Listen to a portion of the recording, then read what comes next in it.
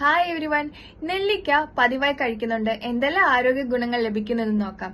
നെല്ലിക്കയിൽ ധാരാളം vitamin C അടങ്ങിയിരിക്കുന്നു, iron അടങ്ങിയിരിക്കുന്നു, സിങ്ക്, മഗ്നീഷ്യം, പൊട്ടാസ്യം പോലുള്ള മിനറൽസ് അടങ്ങിയിരിക്കുന്നു.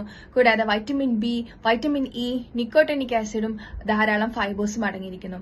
വൈറ്റമിൻ സി ധാരാളം അടങ്ങിയിരിക്കുന്നുണ്ട് തന്നെ ഇത് രോഗപ്രതിരോധ ശേഷി കൂട്ടാൻ സഹായിക്കുന്നു. കൂടാതെ നമ്മുടെ സ്കിന്നിന് ഗ്ലോ തരാനും സഹായിക്കുന്നു.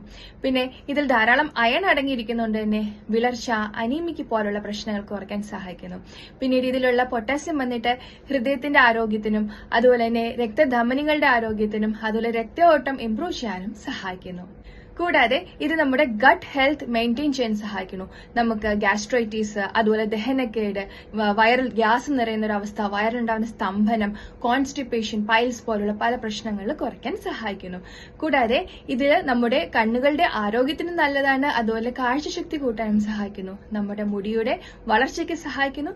മുടിയിൽ അഫക്ട് ചെയ്യുന്ന ഡ്രൈനെസ്, അതുപോലെ മുടി പൊട്ടിപ്പോവുക, അതുപോലെ നമ്മുടെ സ്കാൽപ്പിൽ ഉണ്ടാകുന്ന ഡെർമറ്റൈറ്റിസ്, താരൻ പോലുള്ള പ്രശ്നങ്ങൾ മാറ്റാൻ സഹായിക്കുന്നു. കൂടാതെ നമ്മുടെ സ്കിന്നിന് ഗ്ലോ തരാനും സ്കിന്നിൽ ഉണ്ടാവുന്ന ചുളിവുകൾ മാറ്റാനും സഹായിക്കുന്നു.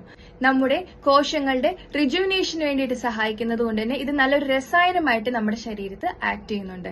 നമ്മുടെ ശുദ്ധമായിട്ടുള്ള തേനിൽ പ്രോസസ്സ് ചെയ്തിട്ടുള്ള തേൻ നെല്ലിക്ക കഴിക്കുന്നത് എന്തുകൊണ്ടും ഇത്തരം രസായനം എഫക്റ്റും അതുപോലെ സ്കിന്ന് ഗ്ലോ ചെയ്യാനും ഒക്കെ ബ്ലഡ് പ്യൂരിഫൈ ചെയ്യാനൊക്കെ സഹായിക്കുന്നു. കൂടാതെ പ്രതിരോധ ശേഷി കൂട്ടാനും സഹായിക്കുന്നുണ്ട്. രാവിലെ വെറും വയറ്റിൽ 2 നെല്ലിക്കയും അതുപോലെ കുറച്ച് പച്ചമഞ്ഞളും കൂടെ ചേർത്ത് ഫ്രഷ് ജ്യൂസ് ആയിട്ട് കഴിക്കുന്നത് മോഷൻ ക്ലിയർ ആക്കാനും അതുപോലെ സ്കിന്നിന് ഗ്ലോ നൽകാനും രക്തത്തിലുണ്ടാകുന്ന ഇമ്പ്യൂരിറ്റീസ് കുറയ്ക്കാനും സഹായിക്കുന്നു. എന്നാൽ പ്രമേഹ രോഗവും വൃക്ക സംബന്ധമായിട്ട് രോഗമുള്ളവരും പ്രത്യേകിച്ച് ഒരു വൈദ്യന്റെ നിർദ്ദേശപ്രകാരം അളവ് നിയന്ത്രിച്ച് മാത്രം കഴിക്കാൻ ശ്രദ്ധിക്കുക. സോ ഈ ഒരു ഇൻഫർമേഷൻ എല്ലാവർക്കായിട്ട് ഷെയർ ചെയ്യുക. Thank you.